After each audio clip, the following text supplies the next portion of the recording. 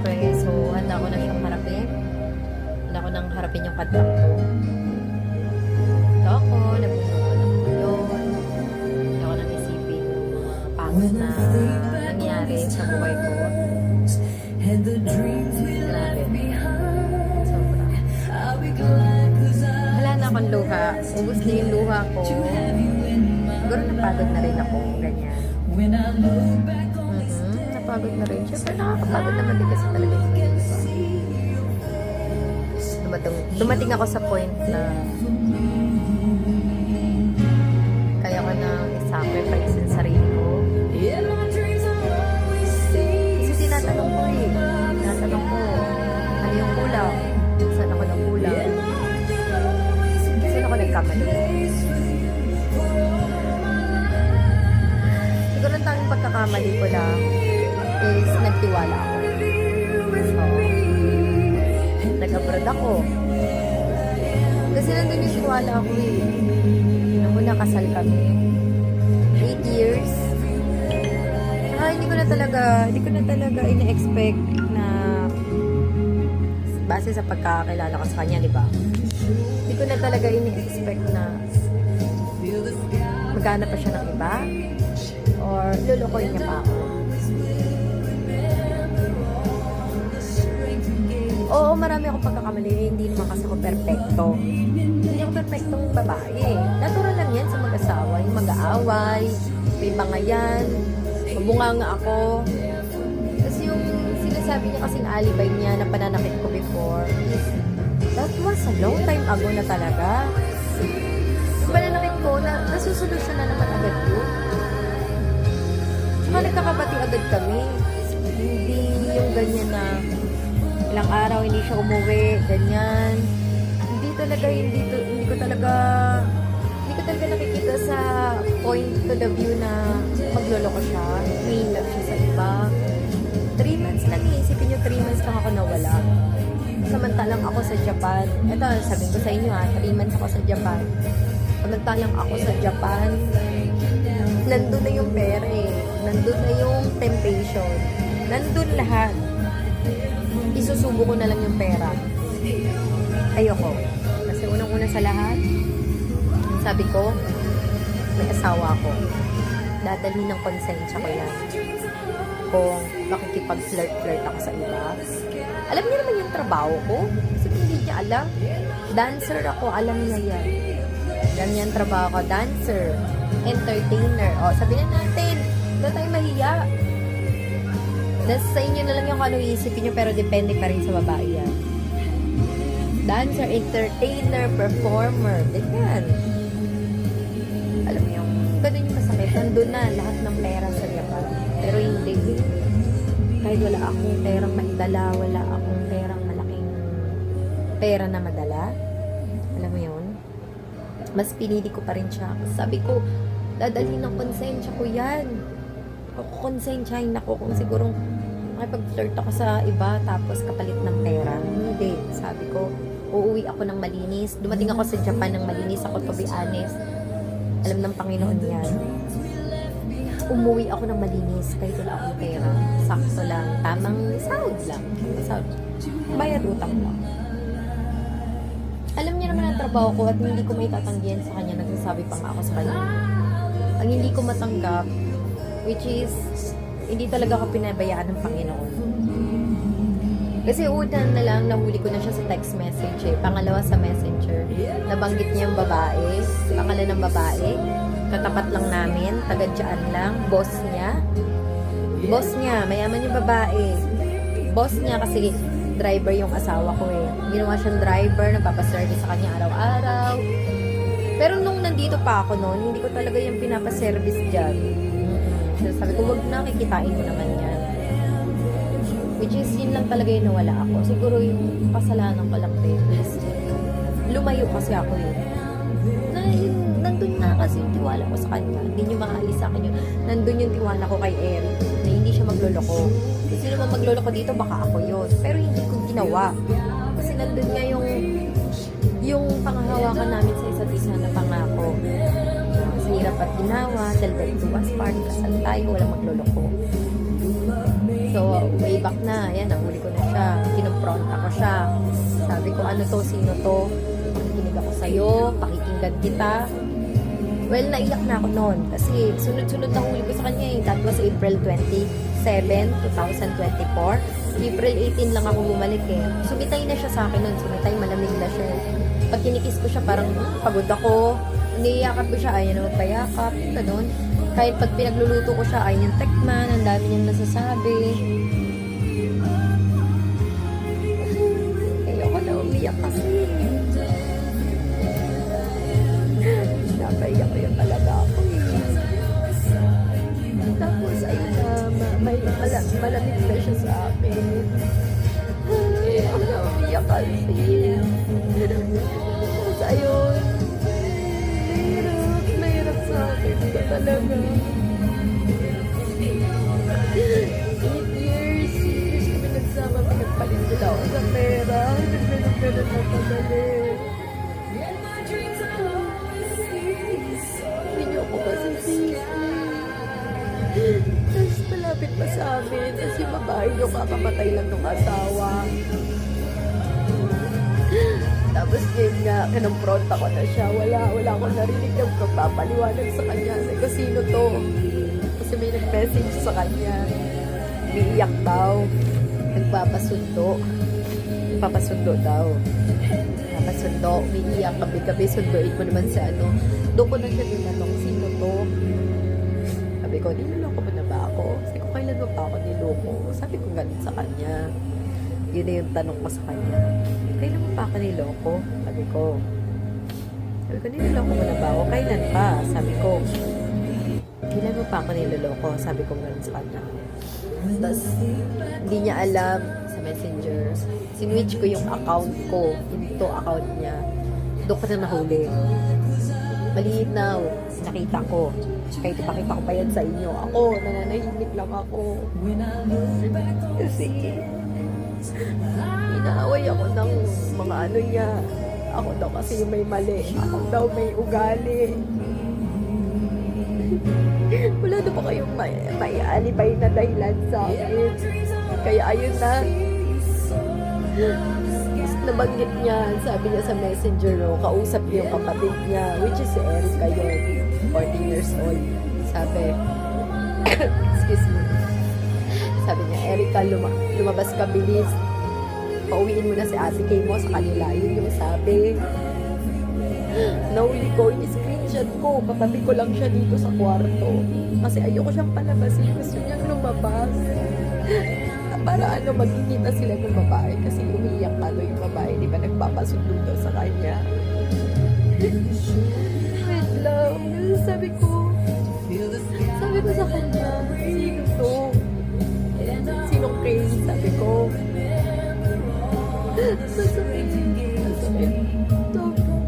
Sabi ko, sino to? Sabi niya, hindi niya daw kilala. Kasi hindi kilala, ngayon lang to. Sabi ko, maloob ba ako? Niloloko mo ba ako? Ang dami ko sacrifice sa'yo. Ang dami ko plano sa atin. Pero sinabi ko sa kanya, hindi siya sumagot. Ako sino si Kay? Hindi siya sumagot. Aalis siya. Mga aalis siya, hindi ko siya pinapaalis. Sabi ko sa Erica kasi yun yung patchat niya, di ba? Sabi ko, Erica, sino to? Sino tong Kay na to?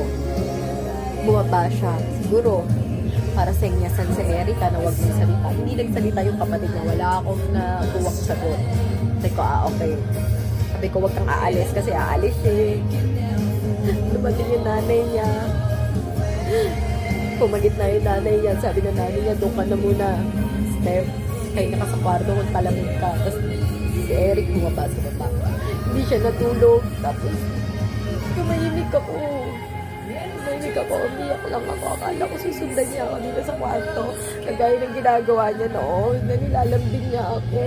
Hindi siya umakyat. Pagbaba ko, wala na siya.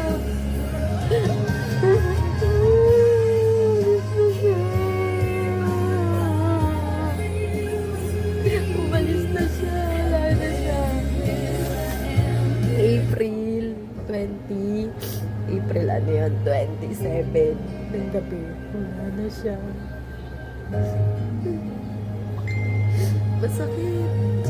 akin na iniwan niya ako. Iniwan niya ako sa ere. Nang walang explanation. Nag-aalala ako na saan siya matutulog, ganyan. April 28, sabi ko sa mama niya, Ma, mag-report na tayo sa polis na wala sa Eric. Sabi niya, okay lang yun, baka nagpapalamig lang yun. Okay lang siya, huwag mo siya intindihin. Samantalang ako, iyak ako nakayak. Hindi ako mapakali. Lipas ang 29, tumawag siya. Ibang number ang gamit niya. Iyak ako, nagmamakawa ako, bumalik siya. Sabi ko, ikaw ba yan? Umuwi ka na please, mansarin natin. Sabi ko sa kanya, sabi niya maghiwalay na daw kami. Pagod na daw siya sa ugali ko. Sabi ko, bakit inano kita? Hindi na kita sinaktan? Sabi, pag umuwi ako, sasaktan mo lang ako. Hindi kita sasaktan. Bakit kita sasaktan? Mag-asawa tayo. Hindi tayo mag-jowa lang dito. Sabi ko sa kanya. Sabi niya, hindi daw. Iwalay na daw kami. Sabi ko, hindi tayo mag-iwalay kasi mag-asawa tayo. Sabi ko sa kanya. Hindi pa siwalay niya. Tapos sabi ko sa kanya, kakalimutan ko lahat. Tatanggapin ko niya ng buhok ko. Bumalik lang siya kasi mansari namin. Yun lang yung araw na hindi talaga siya pumunta. Sabi ko, magsimba kami. Simula kami ng bago. Sabi ko sa kanya, kakalimutan namin yung mga ano bang nangyari. Bumalik lang siya. Sabi ko, sagot niya sa akin. Ayoko, makukonsensya lang ako. Sabi ko, bakit na makukonsensya? May ginawa ka pa sa akin. Sabi ko, ganun sa kanya, guys.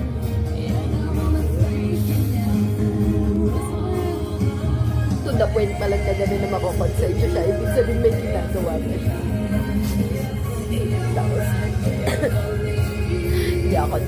hindi ako tumigil magmakaawa sa kanya. Bumalik ka na, please. Mamamatay ako, hindi ko kaya.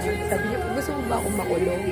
Sabi ko, mamamatay ako dito. Wala akong kamag-anak. Ikaw lang ang pamilya ko lang. Huwag mo ganito. Hirap ako. Bakit ako sinasaktan ng ganito? Sabi ko sa kanya. Mamakaawa ako. Huling sabi niya sa akin. April 29. At sabi niya, oo daw, babalik daw siya. Sige. Sabi niya, sige, mag-aayos tayo. Sabi niya, ayusin natin to, umayos ka. Tatawag ulit ako, uuwi ako. Sabi niya, nangantay ako, hindi ako natulog. Kahit nung April 27, hindi na ako natutulog. April 29, inantay ko siya. Pinakawakan ko yung sinabi niya na babalik siya. Tatawag siya. Uuwi siya. Ayusin namin. Pero wala. Lumipas na 30. April 31. May 1. May 2. Wala na ako natanggap na tawag sa kanya. At ang masakit pa, April 30, nakita daw siya ng pinsan buo niya, which is kumpare pa namin. Diyan doon sa EDSA station. Umalis kasi siya, NMAX lang yung dala niya. Wala siyang cellphone na dala eh. Nakita daw siya ng pinsan niya. Tinatanong siya, uwi ka na, nag-aalala sa yung pamilya mo. Uwi ka na, nag-aalala sa yung asawa ko. Ano ba nangyari, tol? May babae ka ba daw? Sabi niya, hindi, wala. Nag-away lang kami, kaya ayoko umuwi. Yun pa yung sinabi niya. Bakit daw kasi post ng asawa mo, may babae ka daw. Hindi daw, sa ugali ko daw. Hindi ko yung sinaktan, guys. Ano ko nag-iintindihan. Asin yung inaanibay niya sa akin. Nahuli ko siya. Hindi niya pa ako mapaliwanag sa akin yun eh. Paano niya masasabi yun na? Tsaka, normal niya sa mag-asawa yung ganon. Kasi napakasinungaling niya. Kahit noon pa man talaga, kahit mahuli mo na yun, hindi talaga yan magsasalita. Tapos ayun nga, sinabi niya dun sa pinsan niya, huwag niyo na ako alalahanin, okay na okay ako, okay na okay ako. Sabi niya. Lumipas ng araw, May 2, May 3, May 4, May 5, May 10, birthday niya. Hinantay ko pa rin siya. Kahit ang dami ko nang naririnig. Nalaman ko yung Kay na nagngangalang Kay, yung pala yung boss niya talaga. Yan yung matandang babae na mayaman, na dyan sa tapat namin, na siniservisan niya. Marami ako narinig. Alas taga rito sa kanila nagsasabi. Mula daw pag-alis ko, 3 months. Nandiyan na daw siya lagi sa bahay ng babae. Alas 4 ng madaling araw daw siya lumalabas. Marami nakakita. Marami rin nakakita. Lagi daw silang magkasama. Pinapahawak daw siya ng malalaking pera. Oo, kasi nakikwento niya yun sa akin. Nasabi niya nga, love, ginawa ko kanang kamay ni boss. Boss ang tawag niya. Hindi siya nagbabanggit ng pangalan eh. Kasi nga matanda na. Kakamatay lang ng asawa noon. Si Boss Willie. Kakamatay lang. Love, ginawa kong kanang kamay nito. Lagi niya akong kasama sa mga binubuksan niya business. Nakakahawak ako na milyon na pera. Yun yung sinasabi niya sa akin. Nasa Japan pa lang ako, kausap ko siya. Kasi nga hindi ko siya nakokontak. Sabi ko, kapag kita makontak. Tapos 4 na araw, 3 araw bago siya mag-open. Which is nung bagong alis ko naman, hindi siya ganun. Lagi pa siya nag-chat niyan sa akin. May pasok isang buwan, 2 buwan hanggang mag-3 buwan. Ganun na siya. Tapos sinasabi niya, bumabiyahe daw siya. Tapos lagi nga daw siya nakaservice doon sa babaeng yun. Okay na yun. Sabi niya, kaya ano na ako kasi ang dami ko na naririnig. Tapos nung hinanap ko yung pangalan na yun, nagtanong-tanong ako, sabi ko, mga tropa niya, parang may nababanggit pa sa inyo si Eric na ito yung pangalan ng babae. Tapos nagulat ako sa reaksyon ng mga tropa niya. Sabi si Ate Kay, Kay, ayun yung may Kay dyan, ayan yung taga sa ating matanda na yan eh. Sabi ko lang, sabi ko, ha, siya ba yan? Yung may pangalan, sabi ko ganun. Ito ba yung picture niya? Kasi iniwan niya nga yung cellphone niya. Eh, ang pagkakaalam ko, yun yung Kay. Kasi pinabanggit niya sa akin ni Eric yan. Kung ito ba yung Kay na yun, pinakita ko yung picture ng boss niya. Pero oo, tapos iba lang yung pangalan sa Facebook. Tingnan mo. Sabi ko, ito ba yung Kay na yan? Oo, yan nga yan. Ang dami nagsabi, ang dami nag-confirm. Oo, si Ate Kay yan. Lagi namin nakakalinuman yan. Kaya pala lagi silang kadikit ni Eric. Sabi ng mga tropa. Tapos madaling araw na, natatapos. Madaling araw na lumalabas si Eric sa kanila. Sinasagot pa nga ni Ate Kay yung mga inumin namin. Kasi binigyan kami pera. Sabi ko na yung mga naririnig ko. So, ito ka na, yun namin mga alam sa'yo. Pero ito magsasabi na kami sa'yo ng totoo. Lagi niya talaga kasama at saka nag-chismis na talaga sila. Hindi lalo na akong nasaktan, nalaman ko na kumpirmado talaga siya. Siya na talaga. Tapos tinawagan ko yung babae. Magaling mong sinungaling yung babae, hindi daw siya si Katie. Hindi ako si Kay. Ikaw talaga. Kaya pala kilala ka ng buong son. Parang ikaw si Kay. Pakasinungaling mo. Sabi ko, ilabas mo yung asawa ko, pinapagas ko. Alam ko, ikaw ang kasama niya. Kasi nga, alam ko, ikaw nga yung kanang pakay niya. Napakasinungaling mo sa name mo pa lang. Sasabi mo na sinungaling ka. Paano mo nakalimutan yung palayo mo, Kay? Kahit siguro 3 years old na bata, matatandaan yung pangalan na yung pag tinawag mo. Tapos ikaw matanda ka pa. Sabi ko ganun sa kanya. Alam mo na may asawa si Eric, alam mo nakasal si Eric. Tapos, inano mo talaga, o sadyang ganyan ka talaga, sanay na sanay ka mag-agaw ng asawa na may asawa. Kasi yun daw yung issue sa kanya. Ganyan daw talaga yung galing niya. Tapos, sabi pa ng mga tropa ni Eric, tagal ko nang hindi nakatikim ng bata, parang sabik na sabik siya sa bata. Sobrang masakit. Masakit sa akin, lalo na pinagpalit ako ng asawa ko. Years kami, kasal, nandun yung tiwala ko sa kanya, hindi ako pagpapalit. Within 3 months, ay pagpalit niya ako. Porque wala akong pera. Tapos yun lang, maraming pera.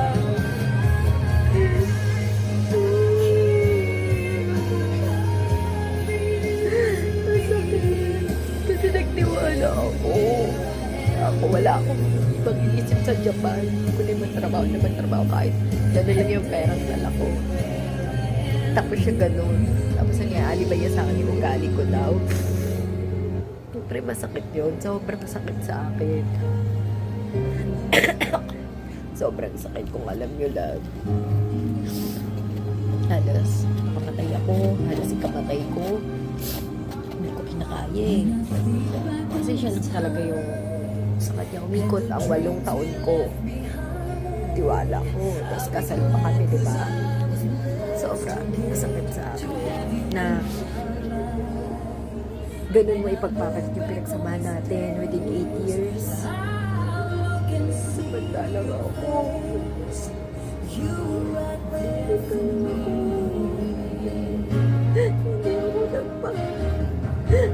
Hindi ako nagpapasilay sa pera sa Japan. Kasi gusto kong umuwi. Gusto kong makauwi. Ang sakit-sakit. Masakit. Ako na nanahimik lang ako kasi hindi ako taga rito. Inaaway ako ng mga kamag-anak nila kasi may nagpo-post ako sa social media. Bakit? Ako ang biktima dito ah. Ako ang niloko. Sasabi nila yung ugali ko na hindi ugali yun. Hindi ko nilaktan matagal na yun. Kaya nagkamali yung kamag-anak nila sa sabi nila ako may mali. Ayaw nila tanggapin na akala nila matino yung anak nila. Akala nila matino yung kamag-anak nila. Kasi nga mukhang matino, pinapahit ako sa pera. Ganun ka, siya kasuwapang sa pera.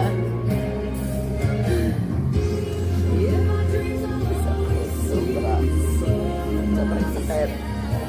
May 10, birthday niya. Pasok ko na ako. Pero lumalaban pa ako kasi baka maayos pa namin. Sabi ko, tatanggapin ko siya, tatanggapin ko lahat ng panloloko niya sa akin. Kasi mahal ko siya. Ayaw ko itapon yung 8 years namin. Kasi kasal pa kami. Humingi ako ng sign kay Lord. Sabi ko, Lord, give me a sign. Pag hindi na siya umuwi ngayon, ayaw ko na. Paniwalain niyo ako, Lord. Dapat ko nang bitawan si Eric. Nasal ako sa Panginoon. Iyakan ko Panginoon. Binigyan niya ako ng sign, guys. Alam niyo kung anong sign? May panibago nakita sa kanya na magpapatunay na karelasyon niya talaga yung babae. Rinig na rinig ko yung pag-uusap nila, guys. Rinig na rinig ko. Rinig na rinig ko lahat ng palantian nila. Relasyon nila ng 3 months. Rinig na rinig ko kung pagkano pa yung pagpalit na Eric sa pera. Rinig na rinig ko. Sobrang sakit, guys. Sobra. Hindi ko akalain na magagawa sa akin ng asawa ko yun. As in, hindi ako naniwala talaga. Hindi ako naniwala na magagawa niya sa akin talaga yun. Sobrang sakit ng ginawa nila sa akin. Narinig na rin ko na wala yung pagmamahal ko sa kanya. Nawala na. Napalitan na ng napalitan na ng galit. Oo. Palitan na ng galit. Yung pagmamahal ko sa kanya. Wala nang narinig ko yung pag-uusap nila na magpapatunay na may relasyon talaga sila. Wala. Kailangan ko tanggapin yung totoo. Kasi mismo ang Panginoon na ang nagbigay sa akin ng sign. Yun na. Kaya hindi nila may itatangkay na may relasyon sila at nagsasama sila kasi marami na silang plano. Rinig ko lahat ng pag-uusap nila. Parang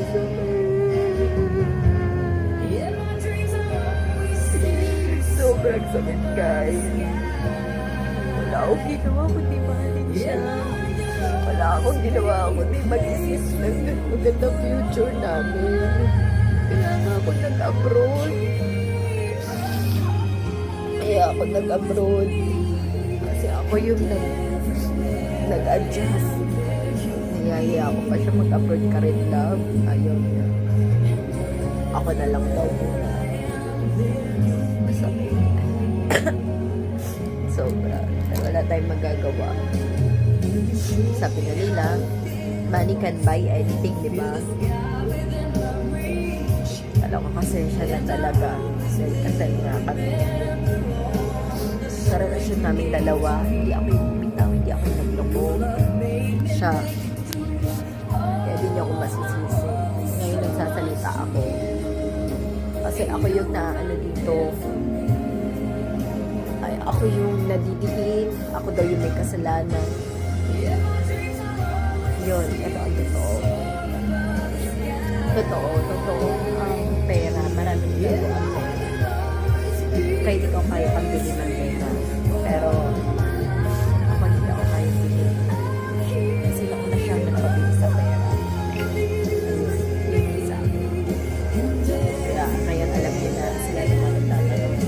Paano kami naghiwalay? Anong reason? Anong pagkukulang ko? Kaya di ba ako nagtatanong ako, anong kulang? Anong pagkukulang ko?